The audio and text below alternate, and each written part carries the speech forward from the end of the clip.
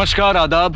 मैं Anoop Soni crime petrol सतर्क के ब्लैक हेडलाइंस अध्याय के आज के एपिसोड में आप सबका स्वागत करता हूं। यूं तो अपराध हर समाज का एक काला सच है जिसे ना चाहते हुए भी हमें स्वीकार करना पड़ता है, लेकिन जब एक पुलिस वाले का कत्ल होता है तो पूरे सिस्टम पर सवालिया निशान उठने लगता है। आइए देखते हैं कि 35 वर्षीय युवा कांस्टेबल सूरज सिंह की हत्या का राज क्या था और कौन था इस आपराधिक अध्याय का रचयिता।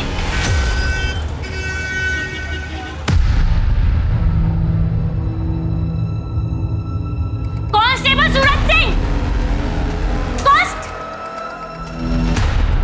क्या कर रही है तू? हाँ? बाहर निकल। क्या ड्रामा कर रही है तू? पुलिस स्टेशन है, तेरा मायका नहीं है। इज्जत है मेरी यहाँ पे। इज्जत का ख्याल होता ना तो बीवी बच्ची होने के बावजूद अपने से 16 साल छोटी लड़की के साथ ना यूं मुंह काला नहीं करवाते। चुपचाप निकल यहाँ से, मुंह तोड़ दूंगा तेरा। हे, तू पुलिस वाला होगा लेकिन मैं तुझसे डरती नहीं हूँ, समझा? ये बता 3 रात से कहाँ था? कौन होती है तू पूछने वाली? मार दूं तेरा मैं। औरत है, औरत बन के रह। चल निकल यहाँ से। दिखाती हूँ तुझे औरत की ताकत। अब सीधा फैमिली कोर्ट में मिलना तारीख वाले दिन। आरोही को मैं साथ लेकर जा रही हूँ। अब से हम माँ बेटी का तुमसे रिश्ता खत्म, समझे? चलो।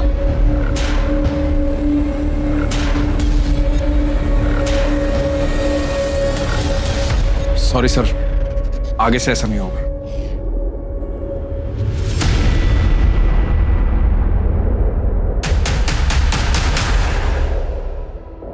सर यही कारण है मैं सूरज को अपनी टीम में नहीं रखता।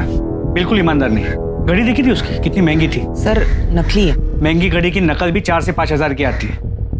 कितनी भी कीमती चीज हो तुम्हारे पास, तुम्हारा अगर परिवार तुम्हारे साथ नहीं है तो सब बेकार। अगर थाने में रह के कोई गड़बड़ करेगा तो लंबा सस्पेंड होगा। वो चौधरी मर्डर केस के बारे में कुछ पता चला क्या? सर खबरियों को काम पे लगा दिया है, देखते हैं क्या। Hello, sector 32 police station. अच्छा, एड्रेस बताइए।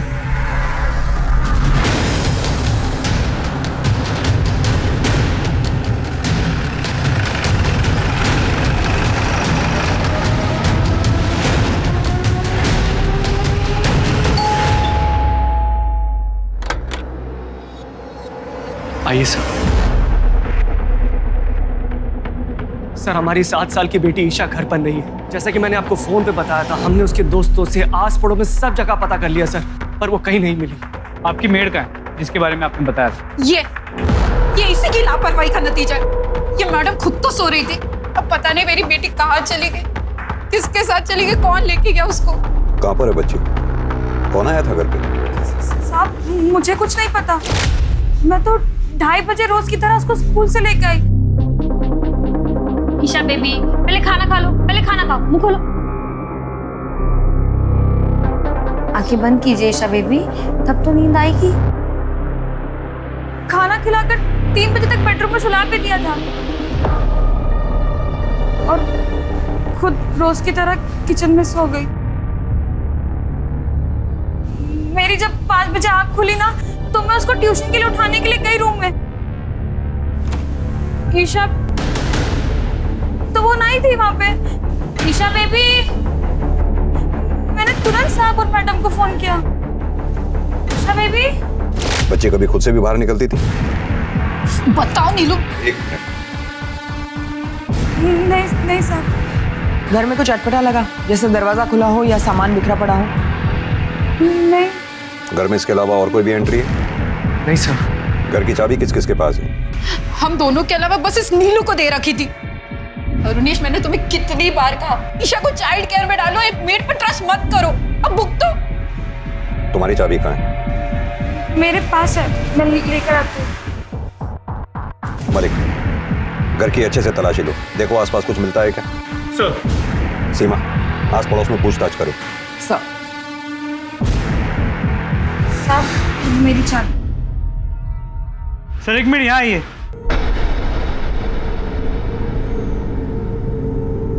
ये देखिए, सीसीटीवी कैमरा टूटा हुआ मिला, लगता है किसी ने बाहर से तोड़ दिया।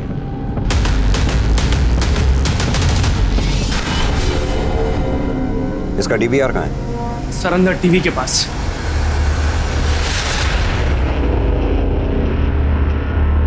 2:30 बजे नीलू ईशा को लेकर घर में घुसी। ये क्या? 3:12 पे सीसीटीवी डैमेज हो गया। इसका मतलब ईशा खुद घर से बाहर नहीं गई है, उसे किडनैप किया गया है।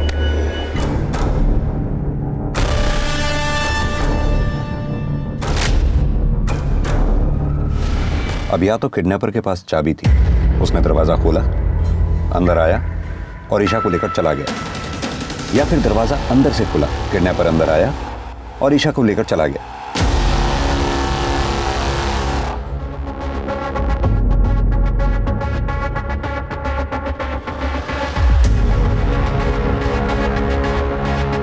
ये देखो, लगता है कैमरा किसी ने बाहर से तोड़ा। सर अंदर से भी तोड़ा जा सकता है। नहीं, अंदर से तोड़ता तो उसका हाथ या चेहरा इसमें दिखाई देता। सर एक मिनट, सर यहाँ ये देखिए, यहाँ से भी तो तोड़ा जा सकता है। सर पड़ोसी से कुछ खास नहीं पता चला है। दोपहर का समय था तो सब लोग सो रहे थे। इनके मेड को साथ ले लो। सर आप लोग प्लीज थाने आके ईशा की मिसिंग कंप्लेंट लिखवा दीजिए, आपके सिग्नेचर्स चाहिए होंगे। जी सर। मुझे नहीं पता कहाँ है ईशा बेबी। सर मैडम मुझे नहीं पता ईशा बेबी कहाँ है।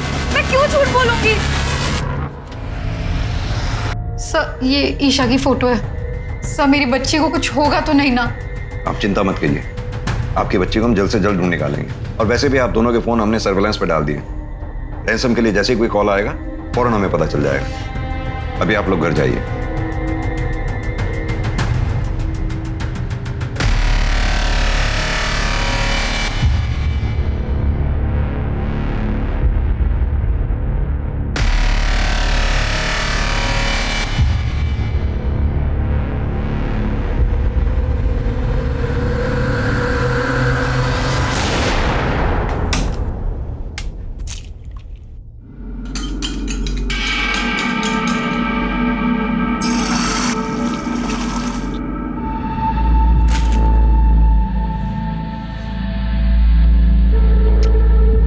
गुड मॉर्निंग बेटा, गुड मॉर्निंग। देखो मैं तुम्हारे लिए क्या लेके आया।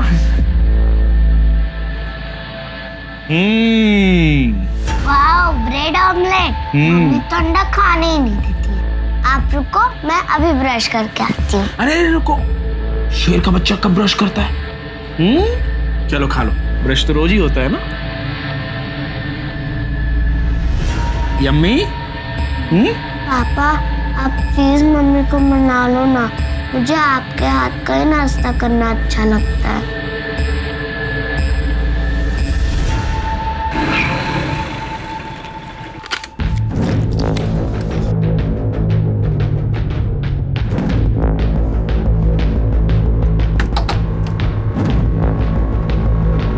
आगे बेटा, सब इंतजाम कर रखा है तेरे लिए, आजा।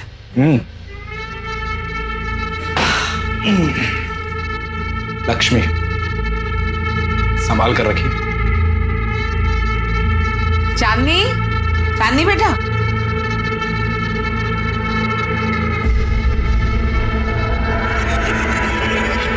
अरे आज जीजा जी आए हैं, खातिर कर उनकी। मैं पकौड़े बना के लाती हूँ। जी।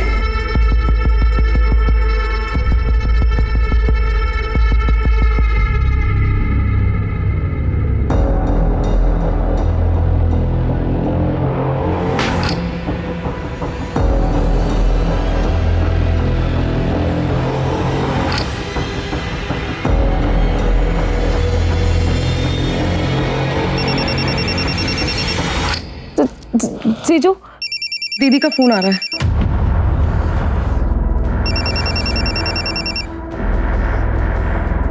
हाँ बोल।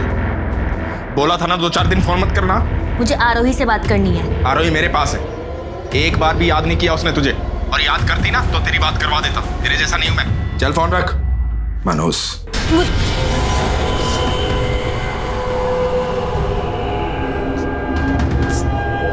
जीजू आज नहीं, प्लीज जीजू।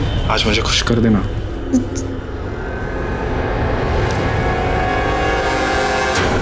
ये ईशा किडनैपिंग केस के बारे में कोई नया अपडेट? हमने ईशा की फोटो को सभी police station, highway police, railway station, bus stop और एयरपोर्ट के रोड पे सर्कुलेट किया, लेकिन कहीं से कोई लीड नहीं मिली। और लोकल किडनैपिंग गैंग के बारे में कुछ पता चला? सर मैंने खबरियों से इन्फॉर्मेशन निकाली। ईशा के केस में किसी लोकल किडनैपिंग गैंग का हाथ नहीं। सर ये रही ईशा की मेड नीलू के कॉल रिकॉर्ड्स। वो ईशा के घर के अलावा उसके घर के पास ही 2 और बंगलों में काम करती है और उसकी बातचीत उन घरों के मालकिनों से है और उसके अलावा उसके मामा के साथ है जिसके साथ वो रहती है। सर बस ये एक नंबर है जिसपे उसकी दोपहर और देर रात लंबी लंबी बातें करती है। इसका नंबर है? शंकर पांडे बगल के बंगले में सिक्योरिटी गार्ड है। मैं मिली थी उससे, थाने बुलाया। सर मैंने ठाकुर हाउस के पहले की सीसीटीवी फुटेज चेक की है। इस आदमी को देखिए सर यही तो है शंकर पांडे। देखो नीलू, शंकर ने हमें सब सच बता दिया।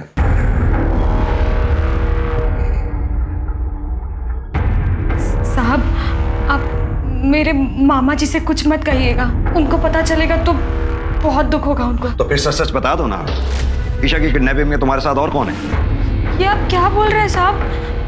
मैं तो ये बताने से मना कर रही हूँ कि शंकर और मैं एक दूसरे से प्यार करते हैं। ईशा बेबी की किडनैपिंग में कौन है मुझे नहीं पता। साहब हम लोग की बात का यकीन कीजिए, हम लोग रोज दोपहर को मिलते जरूर थे।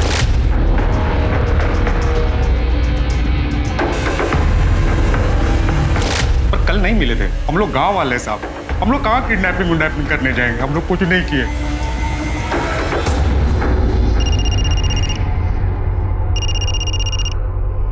हेलो, तुम्हारी बेटी मेरे पास है, 25 लाख का इंतजाम करके रखो, कल फोन करूंगा।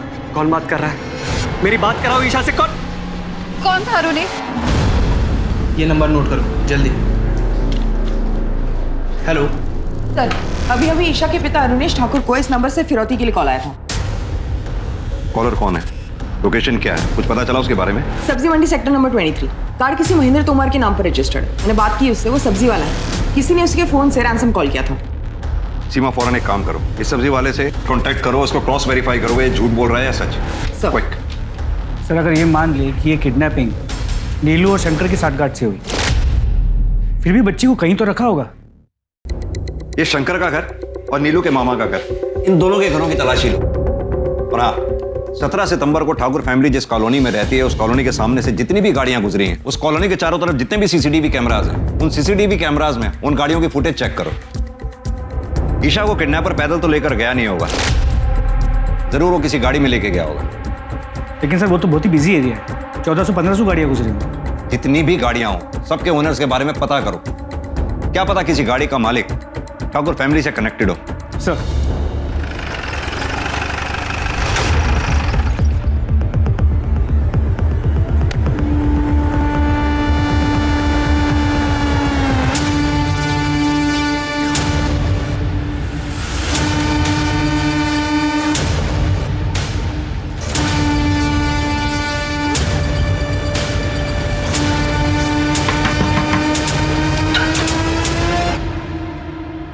क्या हुआ साहब? आप नीलू के मामा? जी साहब। हटी, घर की तलाशी लेनी। पूरे घर की तलाशी लो जल्दी। लेकिन हुआ क्या साहब?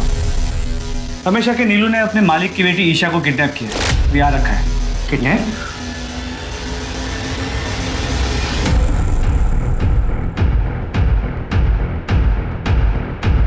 सर बच्ची नहीं मिली। सर हमने शंकर और नीलू के मामा हरिहर के घर पे अच्छे से तलाशी ली, लेकिन कहीं भी ईशा के होने के कोई साइंस नहीं मिले। ठीक है।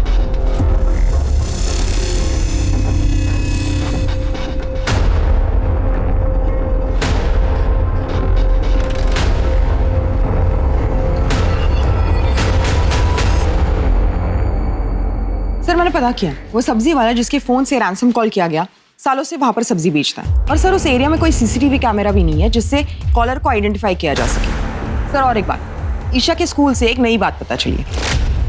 क्या? वो अडॉप्टेड थी।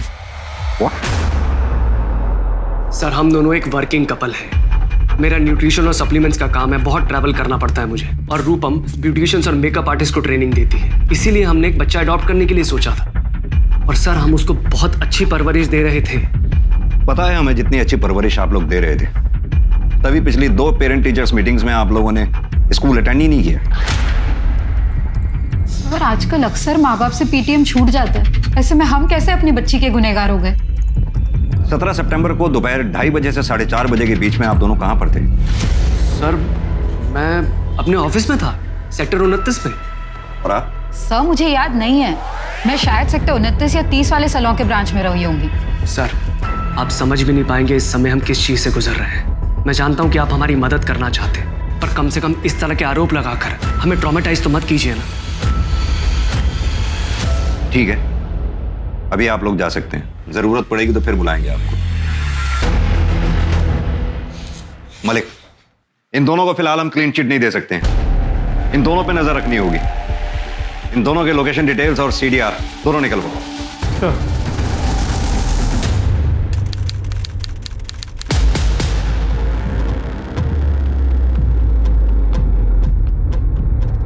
मैडम मुझे बड़े साहब से मिलना है। साहब मेरा पति कांस्टेबल सूरज सिंह मेरी बेटी आरोही को लेकर कहीं चला गया है और अभी उसका फोन भी बंद आ रहा है। सर सूरज सिंह तो 3-4 दिन से ड्यूटी पे भी नहीं आया। साहब मुझे मेरी बेटी की बहुत चिंता हो रही है साहब। आप घबराइए नहीं, शांति रखिए, हम दोनों को जल्द से जल्द ढूंढने की कोशिश करते हैं।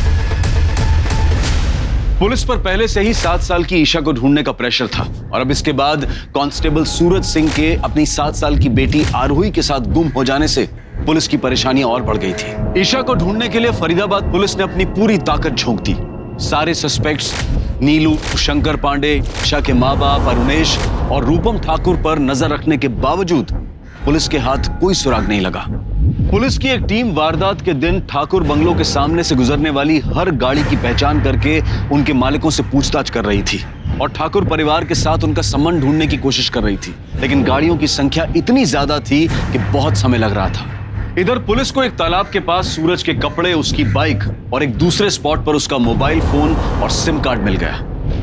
और फिर दूसरे दिन एक ऐसी खबर आई जिससे फरीदाबाद पुलिस के होश उड़ गए।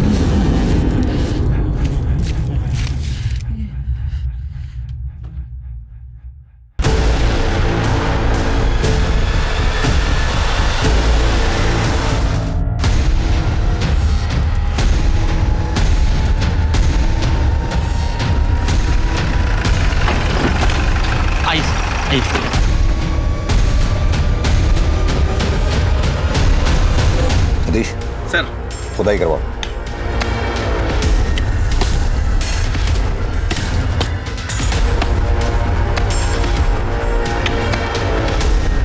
रुको रुको रुको रुको रुको, आराम से धीरे धीरे मिट्टी हटा के निकालो बाहर। तो फिर सूरज की बेटी आरोही कहाँ है? आरोही का ईशा की किडनैपिंग से क्या लेना देना है? क्या आरोही भी किडनैप्ड है? सर ये केस अचानक से बहुत ही पेचीदा हो गया। हाँ तो पेचीदा हो गया, कोई बात नहीं, लेकिन इस केस की हर एक परत को हमें खोलना होगा। पहला, ईशा और सूरज सिंह एक दूसरे से कैसे मिले, इन दोनों को किसने मारा?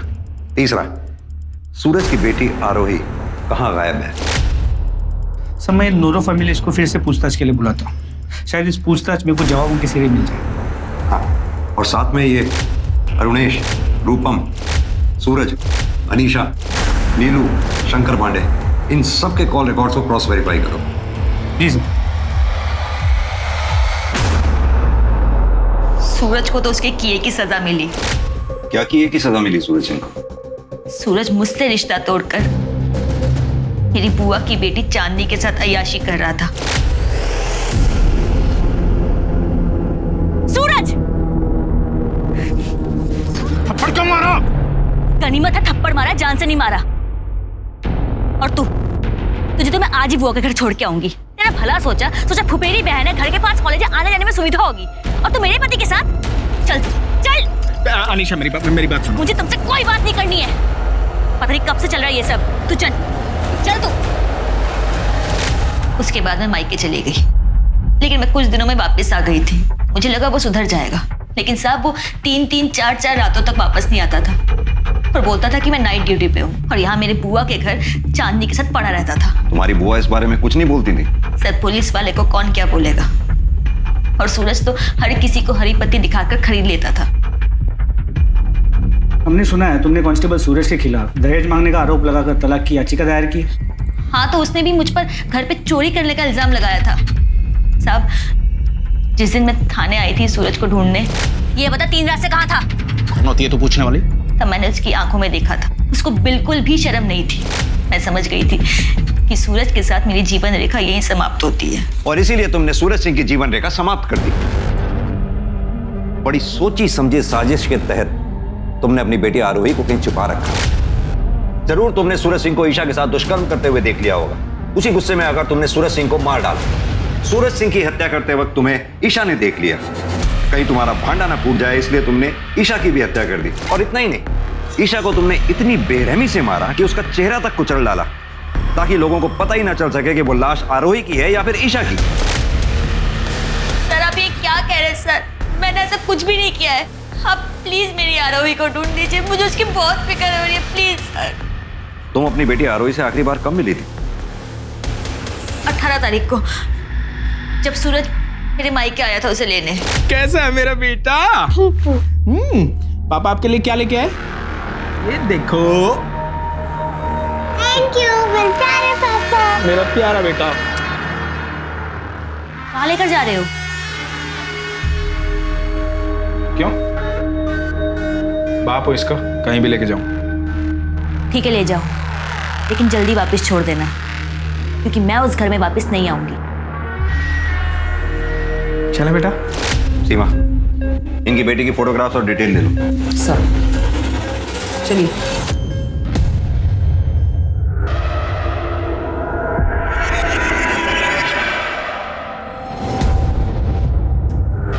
भैया एक पैकेट दूध, चाय पत्ती, शक्कर और ब्रेड दे दीजिए।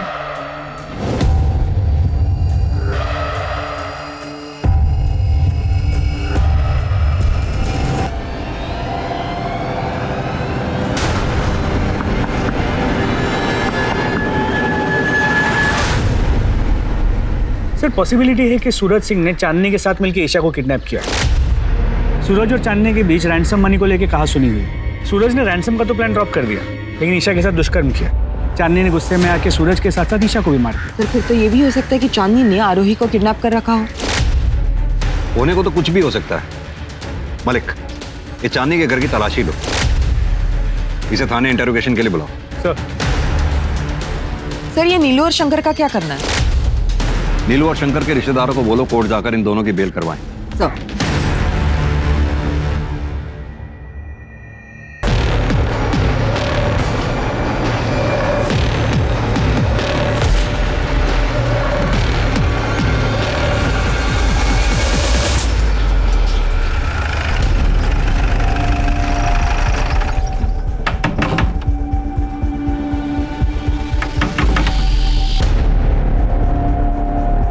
चांदनी चौहान का घर है। मेरी बेटी है वो।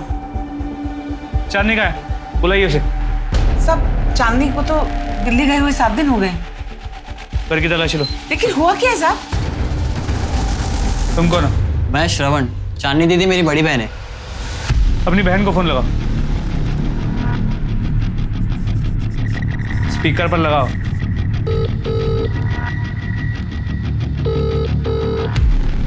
सर जब से गई है वो किसी का फोन नहीं उठा रही है, ना मेरा ना माँ का।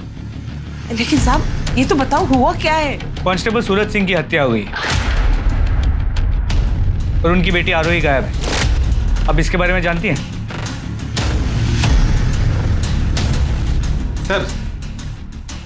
सर अंदर बच्ची तो नहीं मिली, पर ये मिला। कितने पैसे? कहाँ से? साहब वो सूरज ने मुझे दिए थे संभाल कर रखने के लिए। लक्ष्मी, संभाल कर रखिए। तेरी माँ सच बोल रही? मुझे नहीं मालूम। ठीक है, मालूम कर दें। ले चलो थाने में। एक पुलिस वाले की बहन होकर इतनी नासमझी आप कैसे कर सकती हैं? एक तो सूरज सिंह की हत्या की खबर आ गई और ऊपर से हम इस बात से परेशान थे कि आरोही के साथ भी कहीं ईशा की तरह कोई अनहोनी ना हो गई। सर सूरज ने मुझे कसम दी थी, इसलिए मैं मजबूर हो गई थी। शीतल, आरोही को अपने पास रखना और कुछ भी खाने पीने का मांगे तो इसे दे देना। और हाँ, अनीशा का फोन मत उठा, उसे पता नहीं लगना चाहिए कि आरोही तुम्हारे पास। ऐसा हुआ तो मेरा मरा मुंह देखोगी। 2-4 दिन अपनी बेटी से दूर रहेगी ना, तो पता लगेगा उसे औलाद से दूर रहने का दर्द क्या होता है। इसीलिए अनीशा का जब फोन आया तो मैंने उसे नहीं बताया कि आरोही मेरे पास है। हमारी आखिरी बार अपने भाई सूरज सिंह से कब बात हुई थी? सर 19 तारीख को शाम 4 बजे। अनीशा ने हमारी जिंदगी बर्बाद कर दी है। मुझे तो पूरा यकीन है कि सूरज को भी उसी ने मरवाया होगा। पहले तो अपनी बहन को घर लेकर आ गई और फिर बोलने लगी कि सूरज की उसके साथ दोस्ती हो गई है। सब जानती हूँ मैं। तलाक देने के बहाने सूरज की प्रॉपर्टी हथियाना चाहती थी, इसीलिए तो उसने आरोही को हमसे दूर रखा था। आरोही, आरोही, आरोही।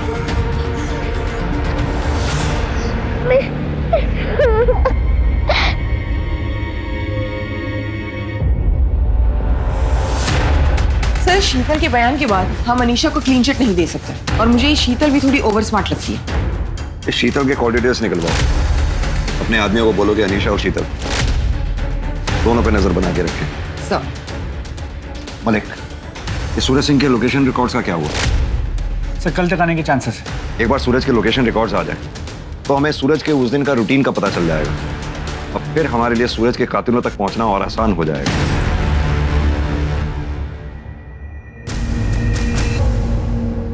बेटा सब ठीक हो जाएगा। कल से नए दिन की शुरुआत है। हिम्मत बनाए रखो।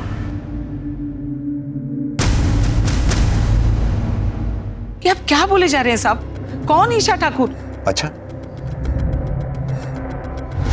ये इस बच्ची का नाम है ईशा ठाकुर, जिसकी लाश हमें सूरज सिंह के साथ मिली है। मेरा यकीन कीजिए साहब, मैं सच कह रही हूँ, किसी को नहीं मारा मैंने। सर एक मिनट। सर ये देखिए सूरज सिंह के call records. Sir Suraj Singh ने ईशा की मां रूपम से किडनैपिंग के दूसरे दिन ही बातचीत की है। सर ये देखिए, इसलिए मैंने सूरज सिंह के लोकेशन डिटेल्स चेक की तो सूरज सिंह ठाकुर बंगलो गया और तब रूपम ठाकुर का लोकेशन भी वही का दिखा रहा है। सर ये देखिए,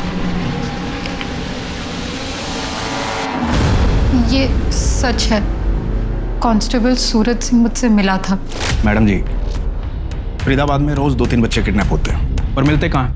पुलिस के पास वर्कलोड पहले ही बहुत ज्यादा। अब आप ही बताइए कि आपकी बेटी को ढूंढने में पुलिस एनर्जी क्यों लगाएगी? आप ही बताइए हमें क्या करना चाहिए? हमें बस अपनी बच्ची मिल जाए। समझदार हैं आप, इसलिए आपको फोन किया, आपके हस्बैंड को नहीं। बस 3 लाख रुपए थाने में बंटवा दीजिए, फिर देखिए आपकी बेटी चुटकियों मिल जाएगी। हाँ चलेगा, मैं 3 लाख भिजवा दूंगी, लेकिन देखिए मुझे नहीं पता कि किसे पैसे देने और किसे नहीं। मैं आपको दे दूंगी, आप अपने एंड से देख लेना। फेक नोट मैडम जी, सूरज सिंह की जुबान है ये। आपकी बेटी आपको सही सलामत मिलेगी। ये बात आपको हमें पहले बतानी चाहिए थी, जबकि सूरज सिंह हमारी टीम का हिस्सा भी नहीं था। मैं बताती सब, पर जब हमें ईशा के साथ साथ सूरज का मर्डर का पता चला तो हमने ये बात नहीं उठाई। आप लोग अभी जा सकते हैं। सर अब तो क्लियरली ये सूरज गुनहगार लग रहा है। उसे ईशा की किडनैपिंग का पता था, शायद उसी ने ईशा के साथ दुष्कर्म किया, किसी ने उसे देख लिया और उसे मार दिया। सर फिर तो मारने वाले ईशा के माँ बाप भी हो सकते हैं। सूरज ने रूपम ठाकुर से पैसे लिए थे, उसने बच्ची लौटाने के लिए उन्हें बुलाया होगा और फिर और ज्यादा पैसे मांगे होंगे। उन्होंने देने से मना कर दिया तो सूरज सिंह ने ईशा के साथ दुष्कर्म किया और उसे मार दिया होगा और फिर गुस्से में आके अरुणेश ने या रूपम ठाकुर ने सूरज सिंह को मार दिया होगा। ये रूपम और अरुणेश, इन दोनों पे नजर बनाए रखो। मलिक, ये चांदनी चौहान का लोकेशन ट्रेस हुआ? जी सर, दिल्ली की लोकेशन। तो दिल्ली के लिए फौरन रवाना हो। दिल्ली की पुलिस की मदद से उसे अरेस्ट करके लाओ। सर सूरज सिंह और ईशा ठाकुर की पोस्टमार्टम रिपोर्ट आ गई। दोनों मौतें 19 सितंबर को 8:30 से 10:30 बजे के बीच में हुई हैं। पर ये सूरज सिंह के पेट में अल्कोहल की मात्रा बहुत ज्यादा पाई गई।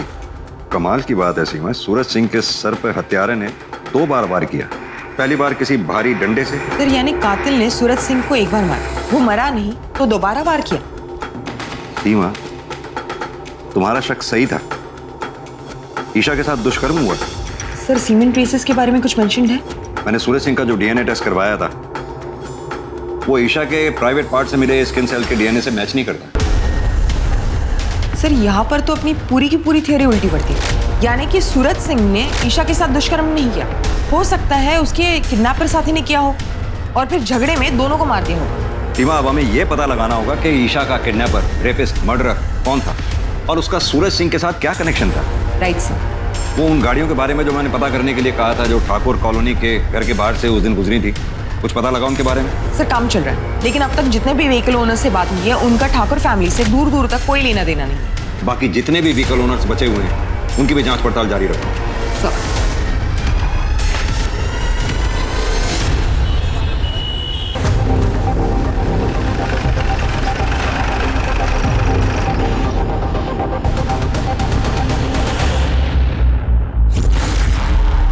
यहाँ पे कोई चांदनी है?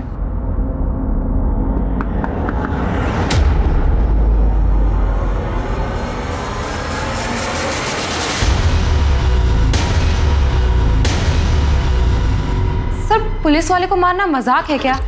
हमने नहीं मारा सर, और सूरज सिंह के साथ मेरा कोई अफेयर नहीं था। मैं तो अपने बॉयफ्रेंड मुजीब के साथ खुश थी, वही जबरदस्ती मेरे पीछे पड़ा था। और इसीलिए तुमने सूरज सिंह को रास्ते से हटा दिया? नहीं सर, ऐसा कुछ नहीं है। ऐसा ही है। उस दिन ईशा ठाकुर सूरज सिंह के साथ थी। ईशा ठाकुर ने तुम दोनों को सूरज सिंह को मारते हुए देख लिया, इसलिए तुमने ईशा ठाकुर को मार दिया।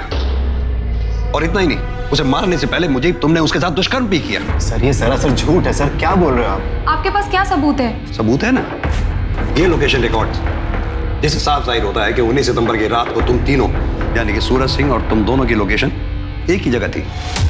बड़ी सोची समझी साजिश के तहत तुम लोगों ने सूरज सिंह को अपने घर खाने पे बुलाया, उसे दारू पिलाई। सूरज सिंह को जब यह पता लगा कि ईशा ठाकुर को किडनैप करके तुम लोगों ने घर में रखा हुआ है, तुम लोग उसी साजिश के तहत ईशा ठाकुर और सूरज सिंह को खेत पे ले गए, जहाँ ले जाकर दोनों को मार दिया। अरे सर आप तो बिल्कुल टीवी सीरियल जैसा बता रहे हो, इतना कुछ भी नहीं हुआ था।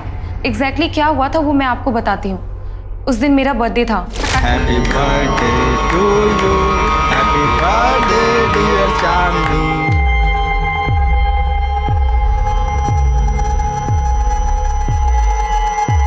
मुझे से तुझे पहले मिलवाना चाहिए था ना चांदनी।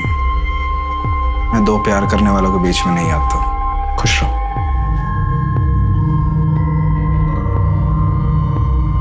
मैं भी घर जाके अनीशा से बात करूंगा, फिर से अपनी दुनिया बसाओ। बस उसके बाद जीजा जी अपने घर के लिए निकल गए और 1 घंटे बाद मैं और मुजीब दिल्ली के लिए निकल गए। सूरज सिंह घर के लिए निकला जरूर, लेकिन घर पहुंचा नहीं। सर अब आगे क्या हुआ हमें क्या मालूम, आप खुद सोचिए ना। अगर हम लोगों ने ये कांड किया होता तो हम अपना मोबाइल नहीं बंद करते। बंद नहीं किया तो क्या हुआ? तुम फोन उठा भी तो नहीं रही थी। सर वो तो इसलिए क्योंकि माँ मुजीब को पसंद नहीं करती थी, वो बेवजह का ज्ञान बांटने लगती। सर चांदनी का बयान सही है। सूरज की मोबाइल की लोकेशन रात 10 बजे तक चांदनी के घर की थी और उसके बाद उस जगह की जहाँ पे हमें सूरज के कपड़े और मोबाइल मिले। वारदात की जगह कोई सीसीटीवी भी नहीं है, वरना सब क्लियर हो जाता।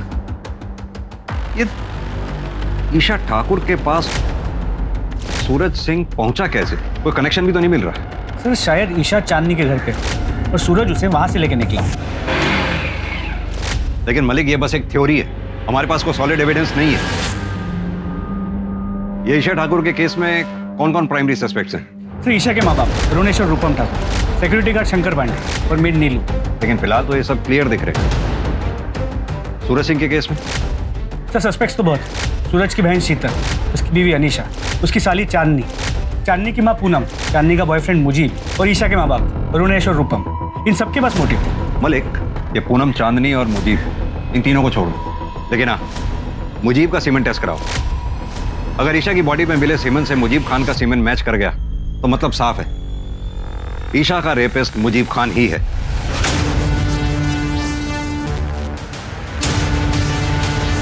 110 दिन बीत चुके थे, लेकिन ईशा के किडनैपर्स, रेपिस्ट और कातिल का कुछ पता नहीं चला था और पुलिस ईशा और कांस्टेबल सूरज सिंह की लाश एक साथ एक जगह मिलने का कनेक्शन भी नहीं ढूंढ पाई थी। कांस्टेबल सूरज सिंह के कातिलों का भी कुछ पता नहीं चला था और फिर एक मामूली से केस की कार्रवाई के दौरान पुलिस के हाथ एक ऐसा अहम सुराग लगा जिसने इस केस को परत दर परत खोल कर रख दिया। चलो उठो तुम सब, उठो। अभी तो छोड़ रहा हूं, और आगे से तुम सबके खिलाफ बाइक रेसिंग की कोई भी कंप्लेंट आई ना तो सीधा अंदर कर दूंगा, समझे? चलो सीधे अपने अपने घर जाओ।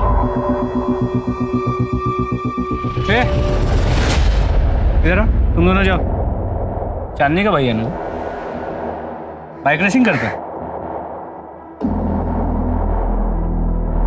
हाथ दिखा जरा, बहुत महंगी घड़ी पहनी है। SS, इसका मतलब है सूरज सिंह। क्यों घुमा रहा है इतना? ये घड़ी सूरज सिंह की है।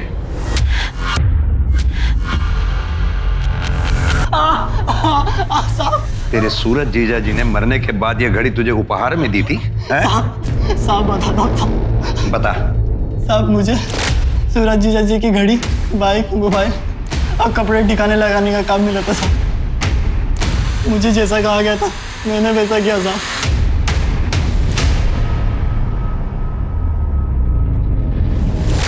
सीधी तरह से बताए, इस जुर्म में तेरा साथी कौन था? बोल। बहुत घुमाया तुम लोगों ने, अब सीधी तरह से यह बताओ कि सूरज सिंह को कैसे मारा, ईशा ठाकुर को किडनैप और रेप एंड मर्डर कैसे किया? कौन ईशा ठाकुर? सर ईशा को हमने आज तक देखा ही नहीं, तो कैसे किडनैप करेंगे और क्यों मारेंगे? तू तो पहले ही दिन से झूठ बोल रहा है, एक बात का यकीन करूं भी तो कैसे? सर ये सच कह रहा है। जहाँ तक सूरज का सवाल है, हमने उसे मारने की कोशिश जरूर की थी। जीजू, नदी किनारे चलें क्या? ठंडी हवा में थोड़े मजे भी ले लेंगे।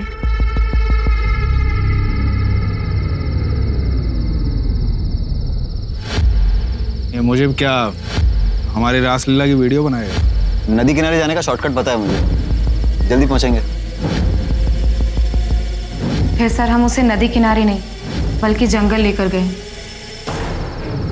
बाइक क्यों रोकी? कहाँ लेके आया जंगल में? जीजा जी, मैंने आपसे कितनी बार कहा कि मैं आपसे प्यार नहीं करती, मैं मुजीब से प्यार करती हूँ और ये मेरा बचपन का प्यार है और हम दोनों एक दूसरे से शादी करना चाहते हैं। जी सर। मजनू मुझे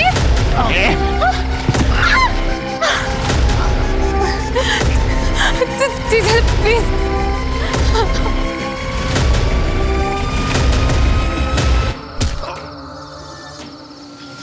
ये तो मर गया। अच्छा वो मर गया, लेकिन इसकी बॉडी का कुछ तो करना पड़ेगा ना। ये पुलिस वाला है, पकड़े जाएंगे हम। एक काम करते हैं, घर जाते हैं, फावड़ा लाते हैं, यहीं कहीं जंगल में गाड़ देते हैं इसको। लेकिन उससे पहले इसके घड़ी, कपड़े सब निकाल लेते हैं। मुझे पहले से ही लग रहा था कि कुछ ना कुछ गड़बड़ जरूर होगी, इसलिए मैंने हम तीनों के फोन घर पे ही छोड़ दिए थे। उसके बाद सर हम घर आए, सूरज के कपड़े, घड़ी, मोबाइल और बाइक श्रवण को दी और कहा कि उसे ठिकाने लगा दे। और फिर हम फावड़ा लेके जंगल गए।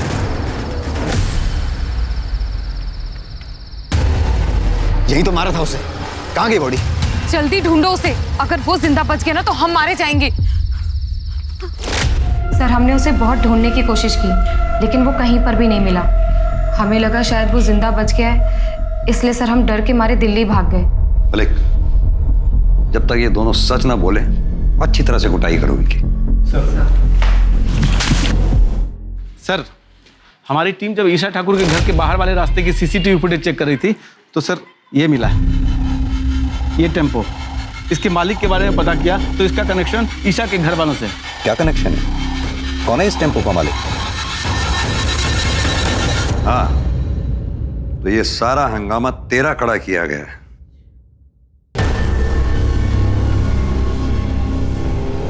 तेरे टेम्पू से हमें बाल मिले, जो डीएनए टेस्ट से साफ हो ही जाएगा कि वो बाल ईशा के हैं। तू सीधी तरह से ये बता कि तूने ईशा को किडनैप कैसे किया और मारा कैसे?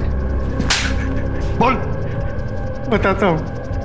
नीलू जब भी घर पे आती थी उससे बताती थी कि उसका सेठ अच्छा आदमी है, बहुत अमीर है, उसकी एक बेटी है, वो अपनी बेटी के लिए कुछ भी कर सकता है।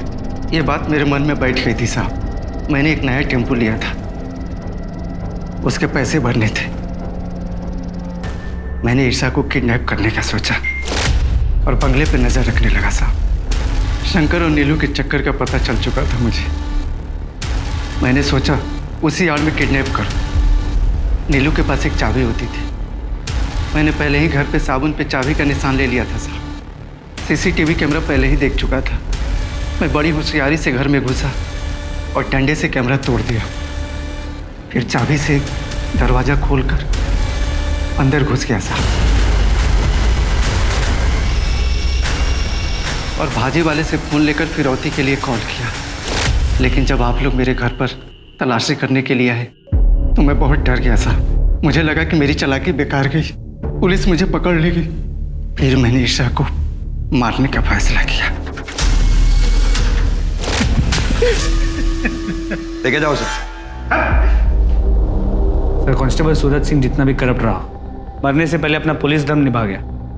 ईशा के लिए आखिरी सांस तक लड़ता रहा। मलिक, चांदनी चौहान, पूनम चौहान, श्रवण चौहान और चांदनी का बॉयफ्रेंड मुजीब खान, इन चारों के खिलाफ अटेम्प्ट ऑफ मर्डर और सच छुपाने के जुर्म में केस दायर करो। जी सर। आज के समय में शायद कोई भी कभी भी धोखा दे सकता है, चाहे वो खून का रिश्ता हो या फिर मामूली जानकार, पर सतर्क रहना ही अपराध से बचने की सबसे पहली सीख है। देखते हैं हमारे आज के एपिसोड की दूसरी कहानी। नमस्कार, आदाब, मैं अनूप सोनी क्राइम पेट्रोल सतर्क के ब्लैक हेडलाइंस अध्याय के आज के एपिसोड में आप सबका स्वागत करता हूं। जब भी हमारी सोच सच से जुड़ी हुई होती है, तब शायद हम एक सुलझी हुई जिंदगी जी रहे होते हैं, लेकिन हर इंसानी मन का एक अलग संसार होता है जिसमें वो अपनी सोच का एक ऐसा ताना बाना बुन लेता है जिसमें चाहे जितना भी झूठापन क्यों ना हो, उसके लिए वही सच होता है। ये केस एक ऐसे ही अचरज से जुड़ा था और इस केस में जो सामने आने वाला था वो इतना अचंभित कर देने वाला था कि इस केस से जुड़ी खबरें लगभग हर अखबार की फ्रंट पेज हेडलाइन बन जाने वाली थी।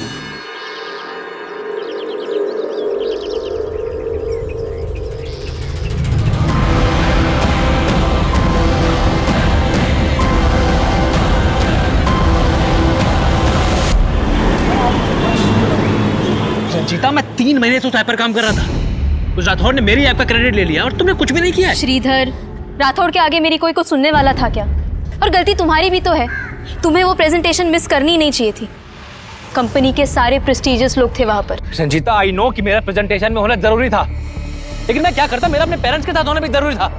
उस राठौड़ की इतनी हिम्मत कैसे हुई? उसको तो छोड़ूंगा नहीं, देख रहा तुम। देखो, मैंने तुम्हें अप्रिशिएट किया तो ये मैं समझना कि तुमको सब कुछ आता है। इधर ये क्या तरीका है? बाहर जा तुम। आपने मुझसे कहा था कि आप मेरी ऐप मेरे बिहाफ पे रिप्रेजेंट करेंगे, लेकिन आप इधर ज्यादा उड़ मत।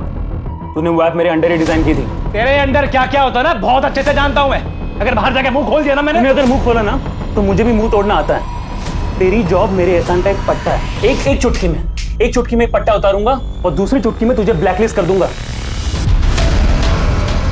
ये क्या कर रहा है? मैं तेरी पेन डीली करने जा रहा हूं राठौड़। उसके बाद तुम मेरे सामने चुटकी बजाएगा तो भी उतरेगी, और हाथ जोड़ के गिड़गड़ाएगा ना तो भी तेरी पेंट उतरेगी। उसके बाद मेरे ये जो पट्टा है ना, यही तेरे काम आएगा। तुझे तो देख लूंगा मैं।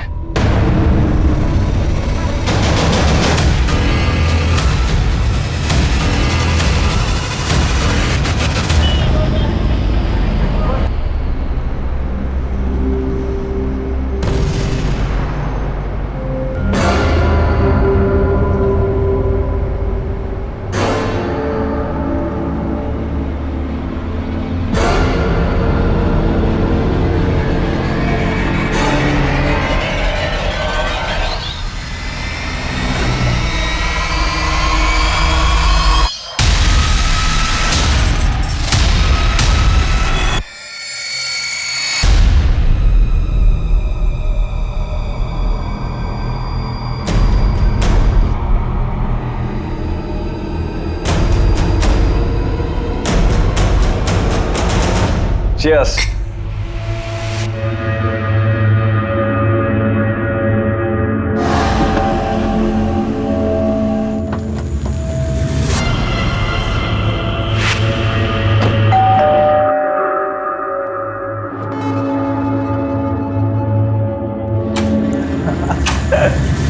श्रीधर, अब आएगी रौनक पार्टी में। क्या हुआ? इतना अपसेट क्यों? वैसे श्रीधर, तेरी टाइमिंग बहुत अच्छी है। अच्छा सुन, तेरे पास वो पीबीडी का क्रेडिट कार्ड है ना, तो उस फूड ऑर्डर कर दे, 30% डिस्काउंट है। खाना तो तुझे मैं खिला दूंगा, पहले ये बता तूने मेरी टी शर्ट क्यों पहनी है? दोस्त की टी शर्ट नहीं पहन सकते है यार? चिल रहा ना यार। टी शर्ट यहाँ उतार, अंदर उतार, मुझे फर्क नहीं पड़ता। टी शर्ट चाहिए तेरे? हाँ। जब ये टी शर्ट मैं नहीं पहन सकता ना, तो तू भी नहीं पहन सकता।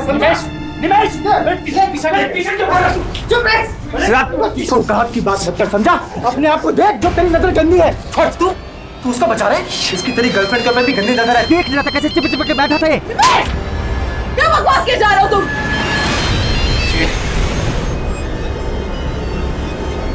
ये लड़का फोन ही नहीं उठा रहा। पता नहीं क्या क्या चल रहा होगा इसके दिमाग में। आज मैं आपको मार्शल आर्ट्स के कुछ ऐसे फाइटिंग एसेंशियल्स के बारे में बताने जा रही हूँ जिनसे आप तब से पहले तू लड़कों को घूमती है और फिर तू उनको हलाल करने के नए नए तरीके सीखती है।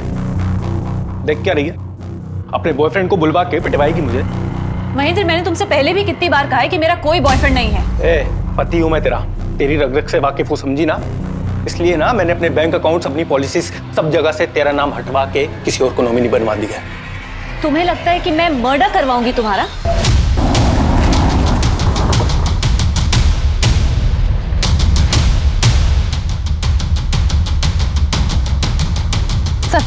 सर, इसी गाड़ी में लाश मिली है।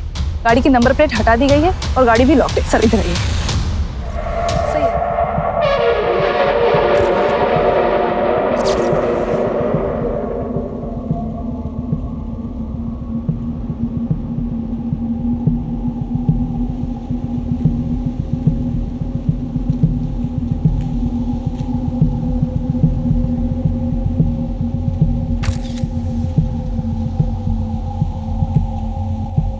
सर, गाड़ी में गाड़ी के पेपर्स नहीं है, सिर्फ गाड़ी के फर्श पे पानी की खाली बोतल पड़ी है। इस बंदी की ना तो कोई आईडी है, ना ही पर्स वगैरह है। किलर चाहता नहीं होगा कि विक्टिम की कोई आइडेंटिटी पता चले, इसीलिए पर्पसली गाड़ी के नंबर प्लेट भी हटा दी और गाड़ी में कुछ भी ऐसा नहीं छोड़ा है जिससे विक्टिम को लेकर कोई लीड मिल सके। और एक बात सर, जिस तरह से टेप और पॉलीथिन लपेट के इस बंदी का मर्डर किया गया, ऐसा लग रहा है कि किलर्स एक से ज्यादा होंगे।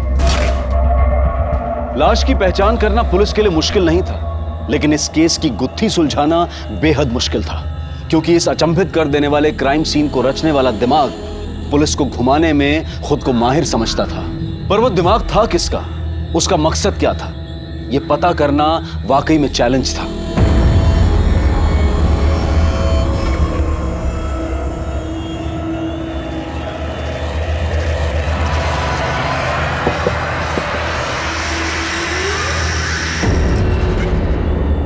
ये क्या है? अरे सुन,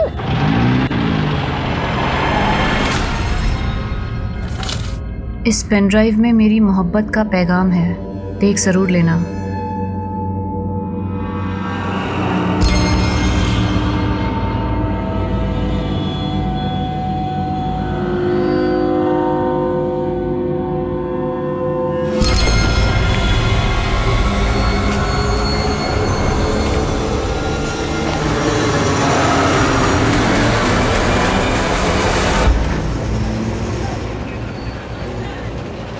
श्रीधर, तुम्हें पहले फ्लैट खरीदना चाहिए।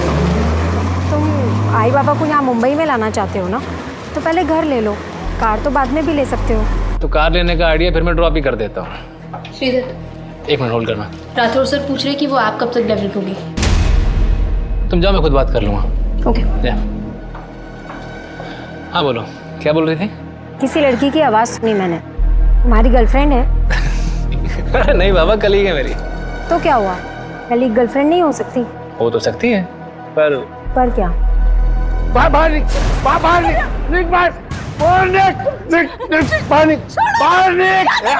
तुम्हें बाद में कॉल करती हूँ। हेलो। मेरे जीवन में आई, मेरा जीवन बर्बाद करके रखा है तूने। बाबा, कम से कम इतना तो लिहाज रखिए कि बाहर दुनिया वालों के सामने हम लोग को तमाशा ना बने। अरे मेरा तमाशा तो वही दिन बन गया था जिस दिन ये तेरी बदसूरत माँ ये मेरी जिंदगी में आई। और उसके बाद पैदा हुई तू। ये तुम दोनों के दोनों मेरे लिए पनौती हो, पनौती। मेरा बस चले ना तो तुम दोनों को बाहर उठा के फेंक दूं। माँ, छोड़ क्यों नहीं देती है इन्हें? अभी मैं इतना कमा लेती हूँ कि तेरे को अच्छे से रख सकती हूँ। बेटा, तेरे बाबा जैसे है मेरे पति है। औरत का पति के बिना कुछ नहीं होता। पत्नी की भी कुछ इज्जत होती है माँ, और तेरी ये पतिव्रता की अंधभक्ति है ना, हमें ले डूबेगी।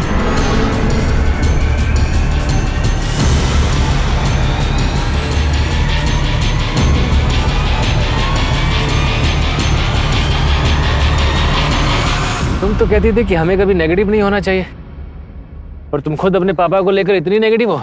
मेरे बाबा उस कैटेगरी में नहीं आते। उनका बस चले तो ना वो मेरी आई को जिंदा छोड़ेंगे और ना मुझे। फिर तो तुम्हें पुलिस के पास जाना चाहिए, इसे इतना लाइटली मत लो। तुम पुलिस के पास गए?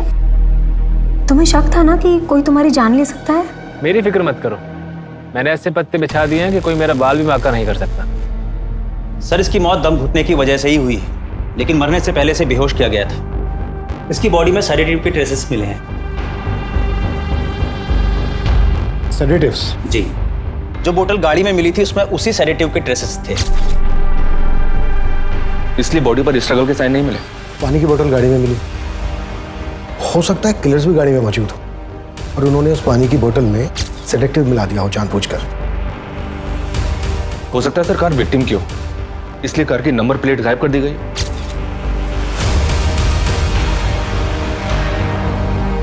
एक बात समझ में नहीं आ रही है, अगर किलर्स विक्टिम को बेहोश करके मारना चाहते थे तो फिर विक्टिम के हाथ में टेप से बांधे क्यों? Hello sir. हाँ बोलो। 33 नंबर से गाड़ी के ऑनर का पता चला है। ये गाड़ी किसी राजेश पई के नाम पर रजिस्टर्ड है। क्या विक्टिम ही राजेश पई है? जी नहीं सर, मैंने इसकी डिटेल्स निकलवाई है, ये राजेश पई कोई और है। राजेश पई वो लड़का कौन है जिसकी लाश मिली है तेरी गाड़ी में? सर वो मेरी गाड़ी नहीं है, मैंने तो अपनी गाड़ी 1.5 महीने पहले श्रीधर को बेच दी थी। तो फिर ये लड़का कौन? सर यही तो वो लड़का है श्रीधर जिसको मैंने अपनी गाड़ी बेची थी। राजेश जी गाड़ी तो अच्छी है, लेकिन 1.5 लाख से ऊपर वैल्यू नहीं है इसकी। अरे क्या बात कर रहे हो, 1 महीने पहले 1.75 दे रहे थे भाई, इससे कम में नहीं बेचूंगा। चलो एक काम करो राजेश जी, श्रीधर भाई है अपना, ना इसकी ना आपकी, एक साथ में 16 तय करते। जैसे इसने मुझे पैसे दिए और मैंने डिलीवरी नोट इसको दे दिया था। सर अगर आप चाहें तो मैं डुप्लीकेट पेपर्स भी आपको दिखा सकता हूँ। तुम नकली पेपर तूने पहले से बनवा के रखे? हाँ? नहीं सर, अगर आपको विश्वास नहीं होता तो आप श्रीधर के दोस्त निमेश से पूछ लीजिए। अबे इससे कोई फायदा नहीं होने वाला। मुझे नहीं लगता है कि इस जन्म में तेरे बाल वापस लौटेंगे भी नहीं। तू ना बेटा मजे मत ले, समझा? वरना ना तेरे ही बाल उड़ा दूंगा।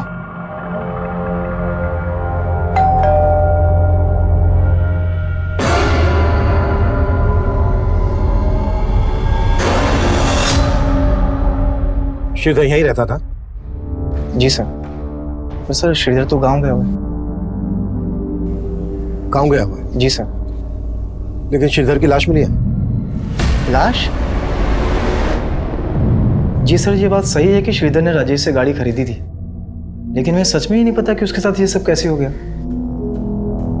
तुम लोगों ने श्रीधर को आखिरी बार कब देखा था? 4 दिन पहले सर, जब वो गांव जाने के लिए निकल रहा था।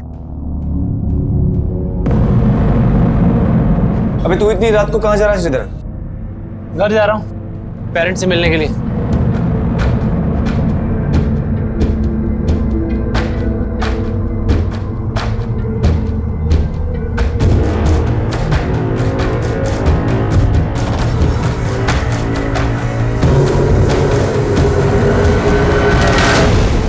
चार दिन पहले श्रीधर अपने गांव के लिए निकला और 4 दिन पहले ही श्रीधर का मर्डर हुआ। जब श्रीधर अपने गांव नहीं पहुंचा तो उसके घर वालों ने तुम लोगों को फोन नहीं किया? नहीं सर, उसके घर वालों से हमारी बात नहीं होती थी और ना ही हमारे पास उनका नंबर है। इन 4 दिन में तुमने भी श्रीधर को कोई कॉल नहीं किया? नहीं सर, क्योंकि सर ने सपने में भी नहीं सोचा था कि उसके साथ ये सब हो जाएगा। छुपा तो नहीं रहे हो तुम दोनों हमसे कुछ? नहीं सर। काम क्या करता था श्रीधर? सर वो गोल्डन आर्या इन्फोटेक कंपनी में सॉफ्टवेयर इंजीनियर था। श्रीधर का किसी के साथ कोई लड़ाई झगड़ा दुश्मनी, कोई लड़की का चक्कर, गर्लफ्रेंड वगैरह? नहीं सर, ऐसा तो कुछ भी नहीं था। श्रीधर का नंबर दो हमें। जी सर। और जिस कमरे में वो रहता था वो कमरा दिखाओ। आइए सर।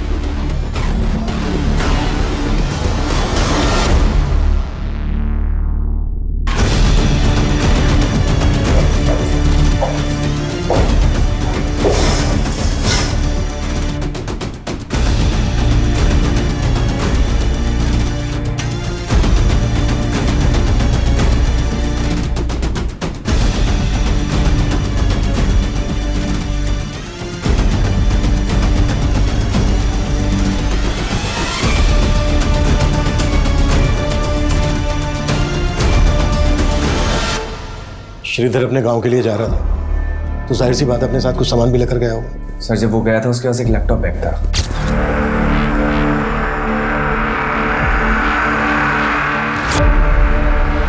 सिर्फ एक लैपटॉप बैग? कोई दूसरा बैग, लगेज बैग वगैरह लेकर नहीं गया अपने साथ? नहीं सर, वो उसका लैपटॉप बैग बड़ा था, हो सकता है उसमें कुछ कपड़े।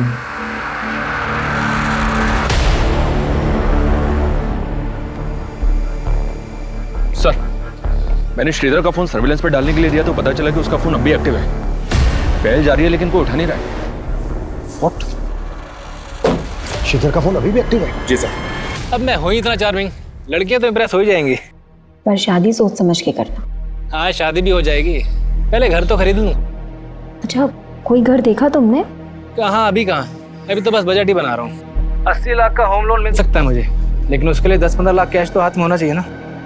काश मैं तुम्हारी कोई मदद कर पाती। अरे पैसों की प्रॉब्लम नहीं है, एक बंदा है जो 10 लाख ब्याज पे दे रहा है, बस कैश को वाइड करने का जुगाड़ ढूंढना पड़ेगा। देखो, जो भी करोगे ना अपने रूममेट से बच के करना। अरे मैंने तो अपने बॉस की हवाइयाँ उड़ा दी, फिर रूममेट्स तो मेरे आगे प्यादे। श्रीधर 1 मिनट। श्रीधर, आई के 20 मिस कॉल्स आए हैं, पता नहीं आज बाबा ने क्या कर दिया होगा। मुझे अभी जाना होगा, मैं रखती हूँ।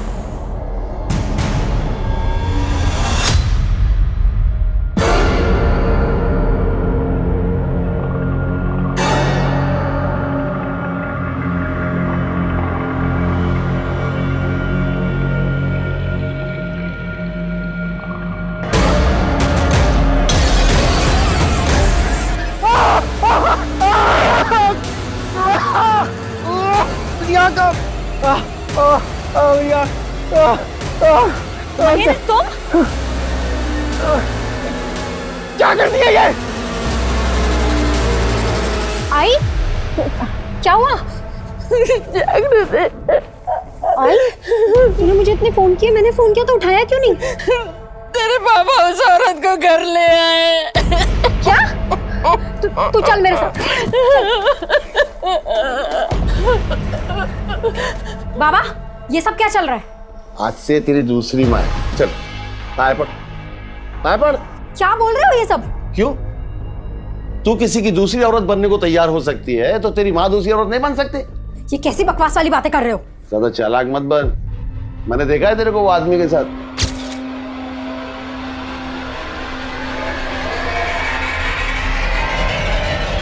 आपका पूरा दिमाग खराब हो गया है बाबा।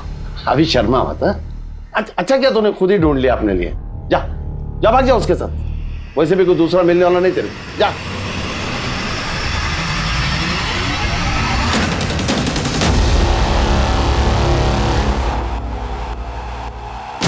तो श्रीधर 3-4 दिन पहले तक ऑफिस आ रहा था, फिर अचानक से उसने लीव ले ली।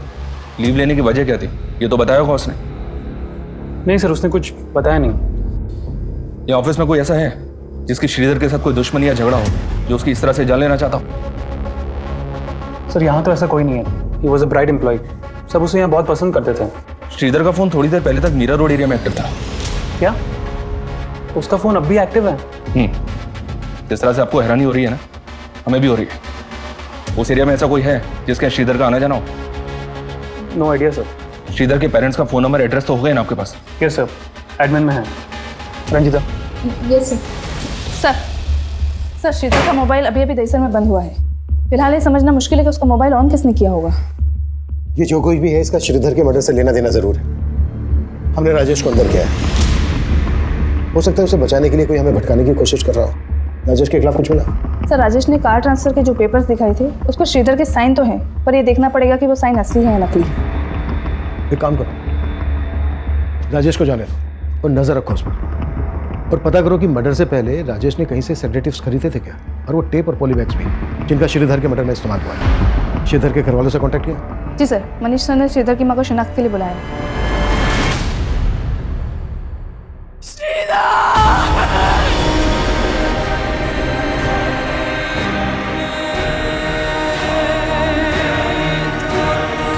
अम्मा, दिन रात काम करूंगा तभी तो यहाँ घर ले पाऊंगा। आपको और पापा को यहाँ भी तो लेकर आना।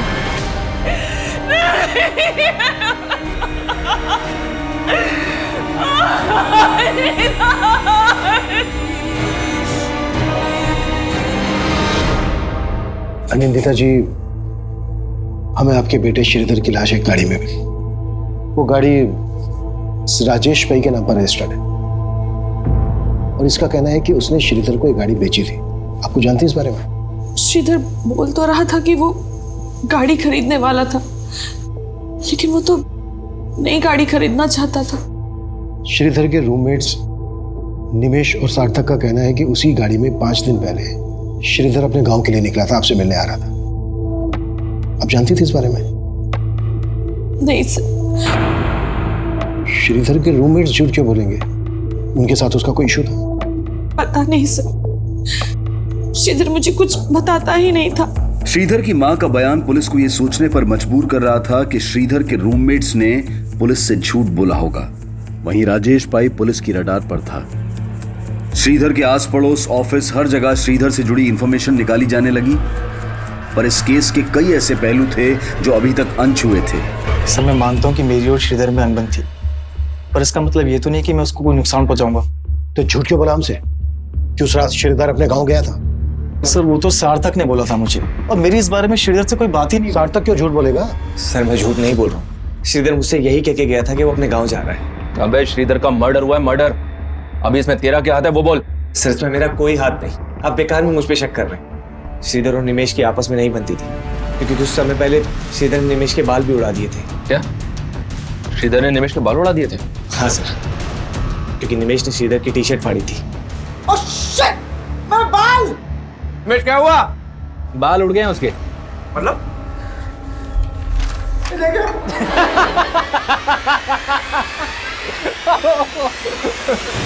तूने मेरी टी शर्ट फाड़ी थी ना, इसलिए मैंने तेरे शैम्पू में हेयर रिमूवल मिला दिया था।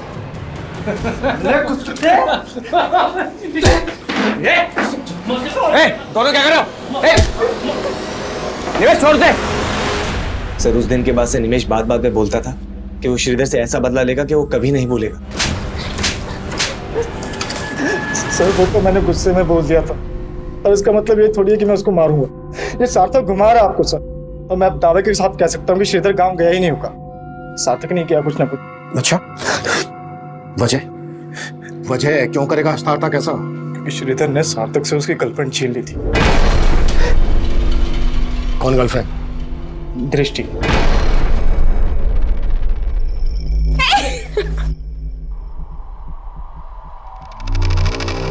वो सार्थक को डिच कर रही थी, और इसी बात से सार्थक श्रीधर से चिढ़ता था।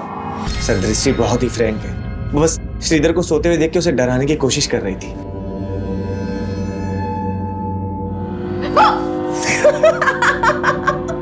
डर गए ना तुम? Get up, it's Sunday. Don't waste your day. उठो। सर, निमेश के दिमाग में कचरा भरा हुआ। वो मुझे हमेशा भड़काने की कोशिश करता था। मुझे जितना ट्रस्ट दृष्टि पे था, उतना ही श्रीधर पे। सर, आपको यकीन नहीं होता तो आप दृष्टि से पूछ लीजिए।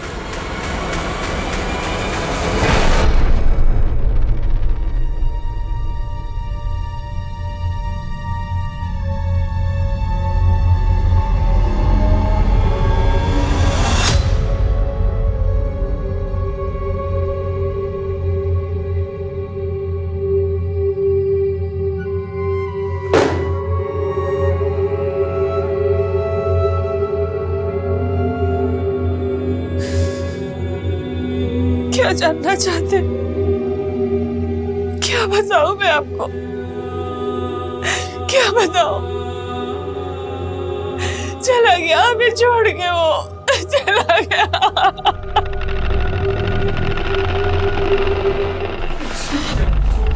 तो इतने दिनों से तुम मुझे फॉलो कर रहे थे, और मुझे लग रहा था कि कोई और मुझे स्टॉक कर रहा है, मेरा पीछा कर रहा है, मुझे तरह तरह के मैसेजेस भेज के मुझे परेशान कर रहा है, लेकिन ये सब तुम कर रहे थे।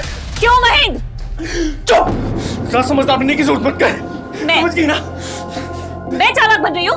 महेंद्र, तुम चालाक बन रहे हो, मुझे जलील करते रहते हो तुम। ये सब तुम मुझसे छुटकारा पाने के लिए कर रहे हो ना? कर रहा था, छुटकारा पाने के लिए कर रहा था, ठीक है?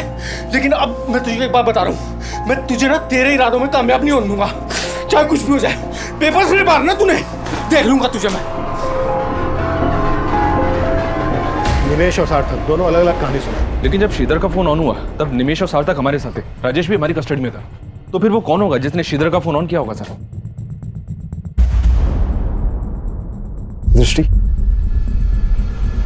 शायद वो भी शामिल हो सके। सर, आपको गलतफहमी हुई है।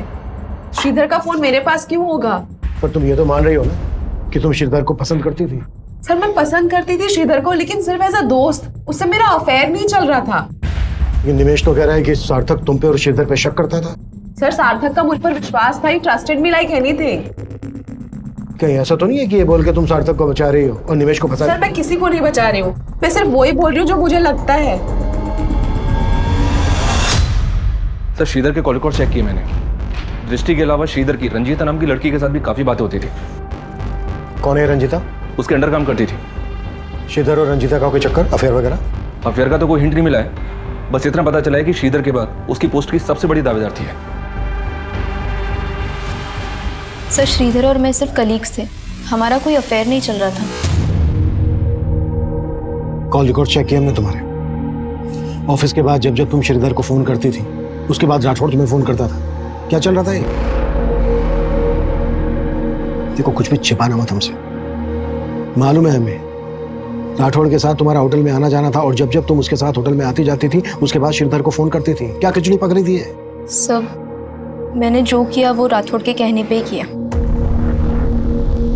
क्या करवा रहा था राठौड़ तुमसे? सब राठौड़ ने श्रीधर के ऐप को अपना बना के प्रेजेंट किया था, इसीलिए श्रीधर उसे धमकी दे रहा था। कैसे धमकी? सब श्रीधर उससे बदला लेना चाहता था और राठौड़ मुझे यूज करना चाहता था। मतलब किस तरह से तुम्हें यूज करना चाहता था? सर वो चाहता था कि मैं ये पता लगाऊं कि राठौड़ को लेके श्रीधर के दिमाग में क्या चल रहा है, इसीलिए मैं उससे बात करती थी। श्रीधर तुम राठौड़ को इग्नोर करो, इसी में तुम्हारी भलाई है। नहीं, मैं इग्नोर नहीं करूंगा उसको, उससे बदला लूंगा मैं, और अगर तुम मेरा साथ दोगी तो तुम्हारा बदला भी पूरा हो जाएगा। देखो श्रीधर, तुम मुझे इन सब चीजों में मत घसीटो प्लीज। क्यों? उसे डर रही हो या उसे बचा रही हो तुम? मैं उस कमीने को क्यों बचाऊंगी? तुम करने क्या वाले हो? कल मिलो मुझे, मिलके बताता हूँ तुम्हें। ठीक है। मेरे ही सामने मुझे कमीना बोल रही थी? हाँ, उसे शक नहीं होना चाहिए था ना। सर मैंने अपनी मर्जी से ये सब नहीं किया है, मेरी तरह ऑफिस की कई लड़कियां राठौड़ से तंग आ गई है। जब श्रीधर राठौड़ के खिलाफ क्या करने वाला था? रंजिता वो ऐप मैंने डिजाइन की थी, प्रूफ है मेरे पास, और मैं वो सारे प्रूफ कंपनी की हाई अथॉरिटीज को जाके दिखाने वाला हूँ। तुम भी साथ चलना मेरे, और राठौड़ ने जो भी तुम्हारे साथ किया है ना सब बताना वहां पर। श्रीधर अगर इससे कहीं कुछ हो गया तो? कुछ नहीं होगा रंजिता, मैं हूं ना तुम्हारे साथ। लेकिन श्रीधर को किसी से मिलने का मौका ही नहीं मिला, क्योंकि कंपनी के सारे main person out of India गए थे।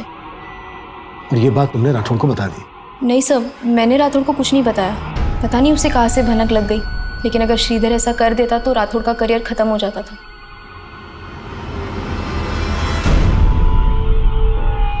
गाइस, ये रंजीता अभी तक आई क्यों नहीं है?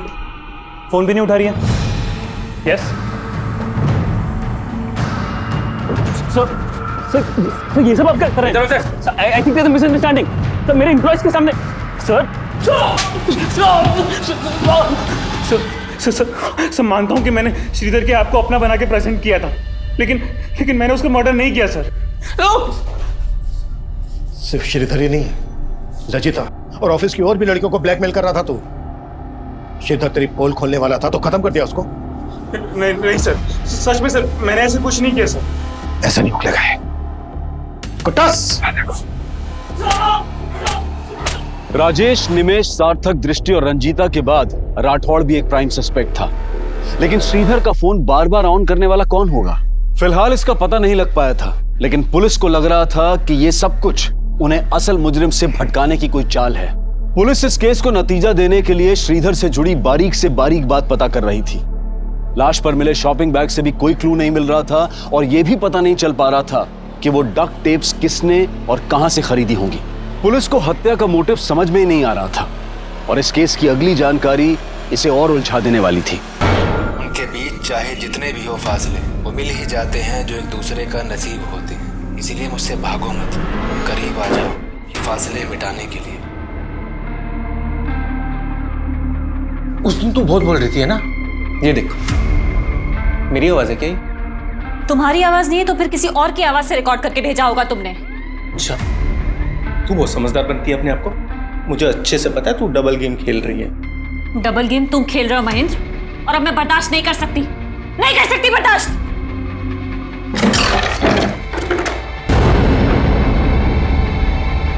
क्या है ये? देविका, छुटकारा चाहिए ना तुम्हें मुझसे? तो छुटकारा चाहिए ना? हाँ तो मार दो मुझे, मारो, अरे मार दो मुझे। हटना,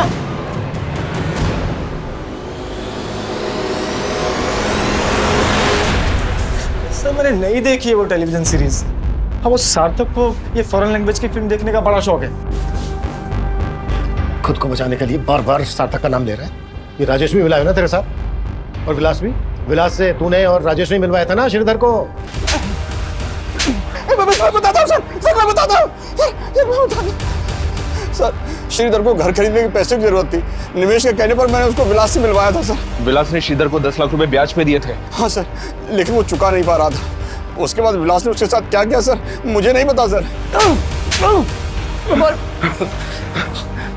मैडम सच है कि मैंने श्रीधर को 10 लाख रुपए दिए थे, लेकिन उसे मारकर मेरे पैसे थोड़ी ना वापस मिलने वाले थे। निमेश, राजेश और विलास के अलावा राठौड़, दृष्टि, रंजीता और सार्थक पुलिस सबको खंगाल रही थी। ये जानना चाहती थी कि उनमें से किस किस ने वो टेलीविजन सीरीज देखी होगी, पर गुनाह कबूल करना तो दूर, कोई मान ही नहीं रहा था कि वो टेलीविजन सीरीज किसी ने भी देखी थी। लेकिन सार्थक का ये बोलना कि श्रीधर उस रात गाँव जाने के लिए निकला था, ये सोचने पर मजबूर कर रहा था कि कहीं इस मर्डर का कनेक्शन श्रीधर के नेटिव प्लेस से तो नहीं जुड़ा था।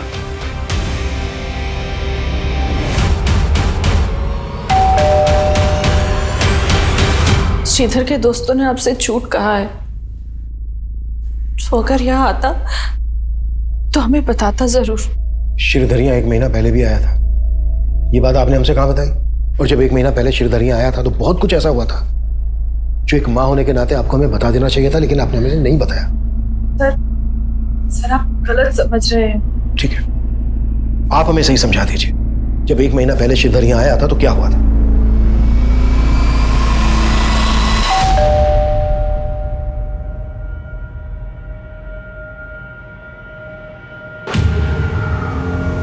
पापा, मैंने आपको कितनी बार समझाया कि आप चाचा पे भरोसा मत कीजिए। आप है कि समझने को तैयार नहीं है? बेटा, तुम्हारे चाचा का घर गिरवी रखा हुआ है और उन्हें अपनी बेटी की शादी भी करवानी है। ऐसे में अगर हम उनकी मदद नहीं करेंगे तो कौन करेगा? अम्मा, वो अपनी खुद की जमीन तो जुए और दारू में गवा चुके हैं, तो वो पापा की जमीन के पीछे पड़े। वो कुछ भी बोल के जाते हैं, पापा भरोसा कर लेते हैं। लेकिन इस बार मैं चाचा को समझा के जाऊंगा कि वो आप दोनों से दूर रहे बस।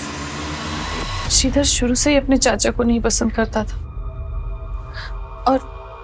और उस दिन भी उन दोनों में झगड़ा हुआ था। तो भी आपको श्रीधर के चाचा पे शक नहीं है? नहीं सर, वो ऐसा नहीं कर सकते।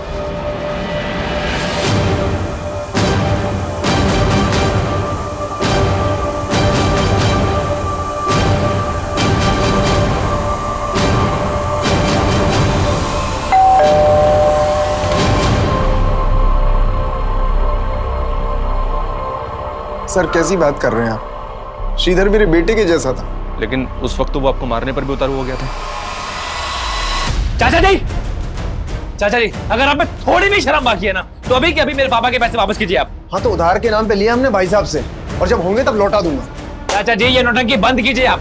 सब जानता हूँ मैं, ऐसे मीठे बन के कितने पैसे निकल चुके हैं आप। पैसे तो वापस मैं लेकर ही जाऊंगा। श्रीधर, रुक जा श्रीधर, हटिए पीछे। सर माना श्रीधर गर्म स्वभाव का था और उसका व्यवहार मुझे भी पसंद नहीं था, लेकिन आप जैसा सोच रहे हैं वैसे मैंने कुछ नहीं किया।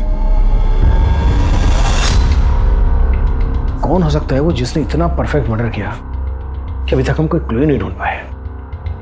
सर श्रीधर का मोबाइल फिर से ऑन हुआ है, उसी एरिया में जहाँ पहले ऑन हुआ था। वो जो कोई भी है, इस बार बचना नहीं चाहिए। सर,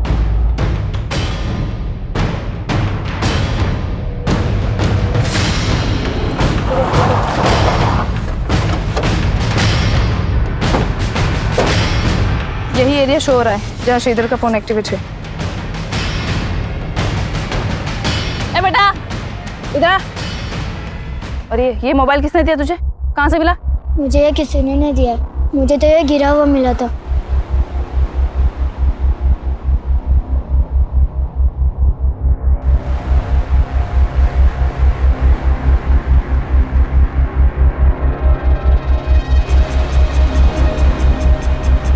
इस मोबाइल के साथ एक लैपटॉप भी वहाँ पड़ा था। घर कहाँ है तेरा? सर, जिस एरिया से उस बच्चे को श्रीधर का लैपटॉप और मोबाइल मिला था, उसी एरिया से श्रीधर की लाश मिली थी। हो सकता है वो बच्चा किसी के कहने पे झूठ बोल रहा हो। नहीं सर, फिलहाल ऐसा कुछ मिला नहीं, लेकिन मैं चेक कर रही हूँ। श्रीधर के लैपटॉप और मोबाइल में कुछ मिला? लैपटॉप तो चेक हो रहा है सर, लेकिन मोबाइल में कुछ मिला है। ये देखिए, मोबाइल की होम स्क्रीन पे एक लड़की का फोटो है। मोबाइल में एक मैसेजिंग और कॉलिंग ऐप भी है जिसमें मरियम नाम से एक आईडी है। जो इस लड़की से जुड़ी हुई लग रही है। आईडी के प्रोफाइल स्टेटस में इसी लड़की का फोटो है सर।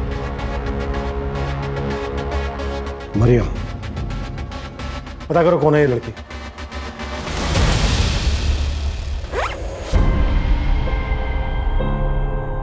अब मेरे पीछे आने की गलती मत करना, समझे?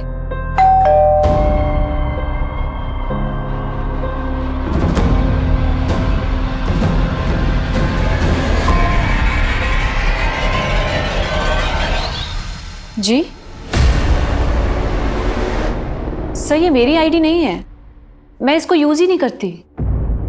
लेकिन देविका, जिस कॉल सेंटर में तुम काम करती हो वहां पर कस्टमर से बात करने के लिए तुम्हें नाम दिया गया है मरियम।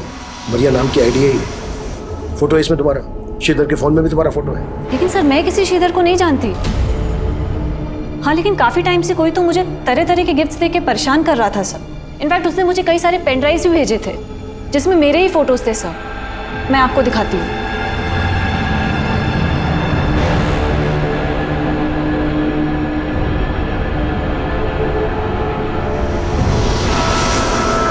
ये देखिए सर।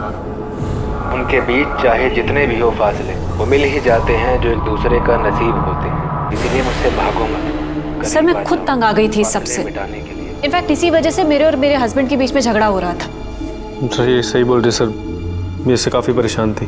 कहीं ऐसा तो नहीं है कि ये परेशानी जड़ से हटा दी, इसी वजह से खत्म कर दिया श्रीधर? सर ऐसा कुछ नहीं है, आप गलत सोच। हाँ बोलो। सर, श्रीधर के लैपटॉप में भी कुछ मिला है। सर, श्रीधर के लैपटॉप में श्रीधर की ईमेल आईडी का पासवर्ड डिफॉल्ट सेटिंग पर था। सर, मेल आईडी पर क्लिक करते ही मेल बॉक्स ओपन हो गया। और सर, ये इस आईडी पर लगातार वो कई ऐसे मेल्स कर रहा था जो शक करने जैसे हैं। श्रीधर ने अपना लास्ट मेल इसी मेल आईडी पे किया था।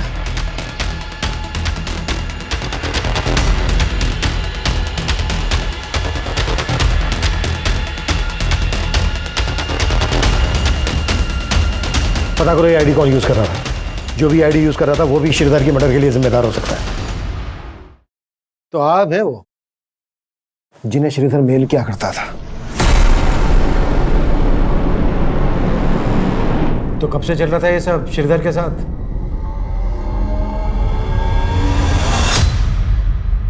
हेलो, मेरी बात श्रीधर राव से हो रही है? हाँ जी, आप कौन? सर, पीवीडी बैंक की तरफ से आपको क्रेडिट कार्ड का ऑफर है, क्या आप इंटरेस्टेड है? तो पहली बार मैंने और श्रीधर ने एक दूसरे से बात की थी। श्रीधर ने काफ़ी देर बात करने के बाद मुझे अगले दिन फिर से कॉल करने के लिए कहा। सर, कल आपसे बात हुई थी, आप क्रेडिट कार्ड लेने में इंटरेस्टेड है ना? जी, क्योंकि आपकी आवाज़ बहुत प्यारी है। क्या कहा सर? नहीं, कुछ नहीं। अच्छा, आप मुझे कल फिर फ़ोन कीजिएगा ना? अगले दिन भी हमारी काफ़ी देर तक बात हुई, फिर उसने अचानक से बोला कि ठीक है, मैं आपका ये कार्ड ले लेता हूँ, लेकिन आपको भी मेरी एक शर्त माननी पड़ेगी। कैसी शर्त सर? आपको मुझसे दोस्ती करनी पड़ेगी। सर, पहले तो मुझे बहुत अजीब लगा, लेकिन श्रीधर से बात करने के बाद मुझे उससे बात करना बहुत अच्छा लगने लगा। और उससे बात करने के लिए तुमने मरियम नाम की फेक आईडी बनाई। देविका तुम्हारे कॉल सेंटर में काम करती थी। श्रीधर से बात करने के लिए तुमने देविका के कॉलिंग नेम का इस्तेमाल किया, मरियम। सर, उससे अपनी असली पहचान से बात करने से डर रही थी मैं। मुझे बिल्कुल भी अंदाज़ा नहीं था कि हम दोनों एक दूसरे से बात करते करते इतना क्लोज आ जाएंगे, एक दूसरे को इतना समझने लगेंगे। हम दोनों एक दूसरे से हर बात शेयर करते थे। उसके बाद श्रीधर ने मुझे शादी के लिए प्रपोज कर दिया और मुझसे मिलने की जिद करने लगा। मरियम, प्लीज मना मत करो। तुम समझ नहीं सकती हो मैं तुमसे मिलने के लिए कितना बेचैन हो रहा हूँ। मैं भी तुमसे नहीं मिल सकती हूँ। मिल नहीं सकती हो तो कम से कम अपनी फोटो तो शेयर कर सकती हो। सर, मैं बाकी लड़कियों जैसी सुंदर नहीं दिखती, इसलिए मुझे डर था कि वो मुझे देखेगा तो मुझे रिजेक्ट कर देगा। इसलिए तुमने देविका के फोटोज को भेज दिया।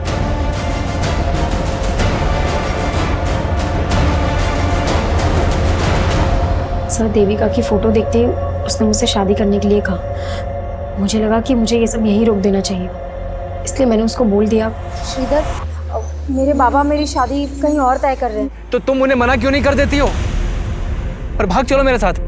देखो, मैं तुम्हें पाने के लिए कुछ भी कर सकता हूँ।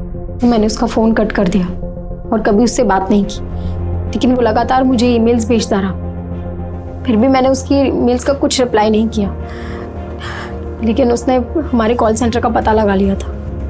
और वो देविका को अपनी मरियम समझकर वो सारी चीजें भेजने लगा।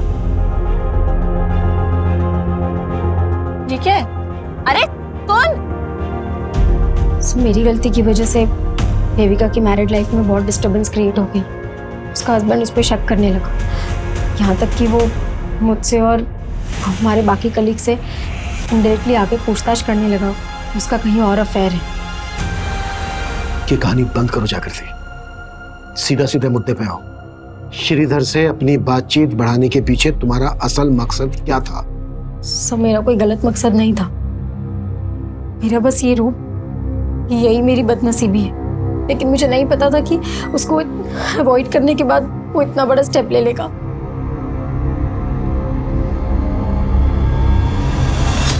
सर मैंने चेक किया लेकिन ऐसा कुछ मिला नहीं जिससे लगी कि लड़की श्रीधर से कभी मिली होगी। लेकिन सर जिस टेलीविजन सीरीज से वो क्राइम सीन इंस्पायर्ड है उसकी डीवीडी श्रीधर की रैक में मिली डीवीडीज में भी थी। श्रीधर ने अपने आखिरी मेल में उस लड़की के लिए लिखा था, अब मैं तुम्हें कभी परेशान नहीं कर पाऊंगा मरियम, खुश रहना, मैं जो करने जा रहा हूं उससे कभी तुम्हें कोई आंच नहीं आएगी। और श्रीधर के बाद के मेल पढ़ने में ऐसा लगता है कि जैसे जागृति को अवॉइड करने के बाद वो टूट गया था, डिप्रेशन में आ गया था और इसी वजह से शायद। आप कह रहे हैं सुसाइड? पॉसिबल है। सब कुछ एग्जामाइन करने के बाद तो यही लग रहा है कि श्रीधर डिप्रेशन में चला गया था। हो सकता है ये स्लीपिंग पिल्स, टेप, पॉलीबैग्स उसने खुद खरीदे हों और डिप्रेशन की वजह से वो ये कदम उठा गया। लेकिन सर अपने आप को इस तरह से मारना प्रैक्टिकली पॉसिबल है क्या? मनीष, एक बार क्राइम सीन रिक्रिएट करके देखते हैं।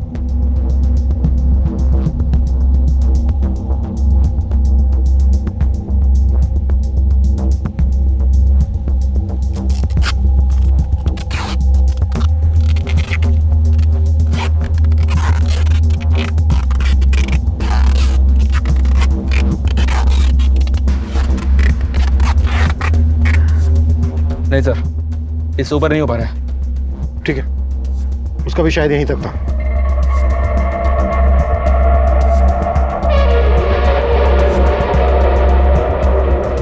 मनीष, बीच में कभी भी तुम्हें ऐसा लगे कि तुम्हें सांस लेने में दिक्कत हो रही है, बीच में छोड़ देना, हम दोबारा ट्राई करें। तुम ठीक हो मनीष? पॉसिबल है सर, एकदम पॉसिबल है।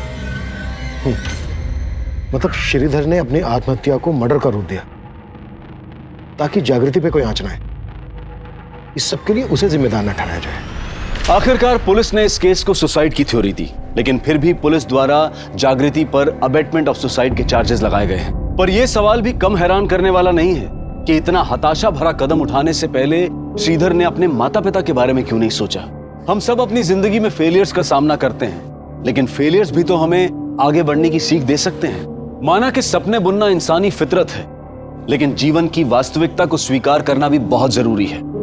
सच्चाई से भागने की बजाय उससे लड़कर ही हमारा संघर्ष सफल हो सकता है। अब मैं अनूप सोनी आपसे विदा लेता हूं। फिर मुलाकात होगी क्राइम पेट्रोल सतर्क के ब्लैक हेडलाइंस अध्याय में एक और नए केस के साथ। और याद रखें, क्राइम और आपके बीच में सिर्फ इतना फर्क है कि आप कितने सतर्क हैं। सतर्क रहें, सुरक्षित रहें। जय हिंद। क्राइम पेट्रोल्स के और भी दिलचस्प कहानी देखने के लिए हमारे चैनल को सब्सक्राइब करें और बेल आइकॉन दबाना न भूलें।